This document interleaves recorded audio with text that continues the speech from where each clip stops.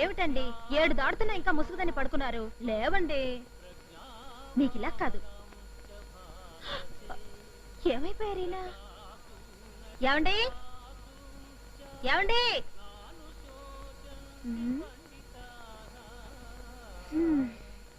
ఏమండి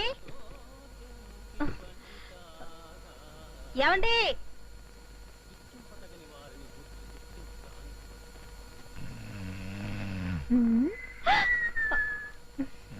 ఏమండి?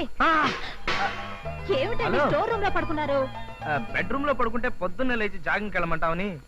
Good morning. ఇంకొంతసేపు పడుకుంటే బాగుంటుంది. ఇలాంటి బద్ధకాలు ఉండవని మిమ్మల్ని రోజు జాగింగ్ చేయమంటున్నాను. లేవండి. నెక్స్ట్ మంత్ నుంచి చేస్తాలే. అయ్యో ఇప్పటికే ఆఫీస్ టైం అవుతుంది. లేచి స్నానం చేయండి. రోజుకో ఖర్చు పడేస్తున్నారు. అట్లీస్ట్ ఇదైనా జాగ్రత్తగా పట్టుకోండి. అలాగే అలాగే. పగటిపూట స్ప్రే అంటే పగలేమిటి రాత్రి ఏమిటి? సువాసన అంటే సువాసనే. అలాగా? అయ్యా వదలండి. మళ్ళీ స్నానం చేయాలి. మీకు ఆఫీస్ లేట్ అయిపోతుంది. అమ్మగారు ఏం జరిగింది అమ్మగారు? ఎక్కడ్రా? ఇంకా ఏమీ జరగందే. ఏం జరగకపోతే అమ్మగారు ఎందుకంటే అలా అరుస్తారు? చెప్పక తప్పదంటావా? మా అమ్మగారికి ఏ కష్టం కలగకుండా చూసుకోమని వాళ్ళ నాన్నగారు నాకు మరీ మరీ చెప్పారండి. మీ అమ్మగారిని నేను ఊరుకోండి. లేకపోతే ఏంటి? ఆ సన్నాసిగాడు సన్నాసి ప్రశ్న నన్ను అడుగుతుంటే నేను సన్నాసిలాగా వాడికి సమాధానం చెప్పాలా? ఎక్కడండి? మీరు మొదలు పెట్టింది మొత్తం పూర్తిగా చెప్పండి. ఎట్లా చెప్తాను? కొట్టానంటే గులాబ్ జామ్ అయిపోద్ది. వెళ్ళింటి పని చేసుకోపా.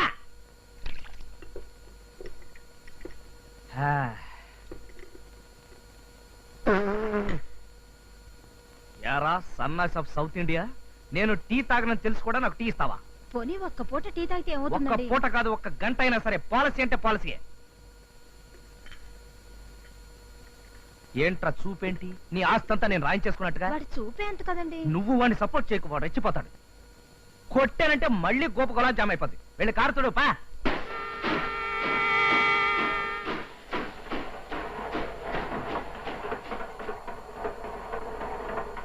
ఏమిటి బాబు గారు, రైలు వెళుతున్న శబ్దం వినిపిస్తోంది? దగ్గరలో స్టేషన్ ఏదైనా ఉందా? స్టేషన్ బొందా. ఇది లక్ష్మణరావు గారి ఇల్లు. ఆయన మొన్నటి వరకు రైల్వేలో టికెట్ ఎగ్జామినర్ గా ఉద్యోగం వెలగబెట్టి ఏదో వెధోపం చేసి సస్పెండ్ అయ్యాడు. అంతేకాదు రైలు శబ్దాలు వింటే తప్ప ఆ ముద్ద కూడా నోటికి దిగదు. రికార్డ్ చేసి మరీ వింటుంటాడు వాడు పేండాకుడు. ఏమిటన్నయ్యా, ఎవరైనా చూస్తే పిచ్చి పట్టింది అనుకుంటారు. అనుకోనేమ్మా, నాకు ఇలా ఊగితే కానీ తిన్నట్టు ఉండదు.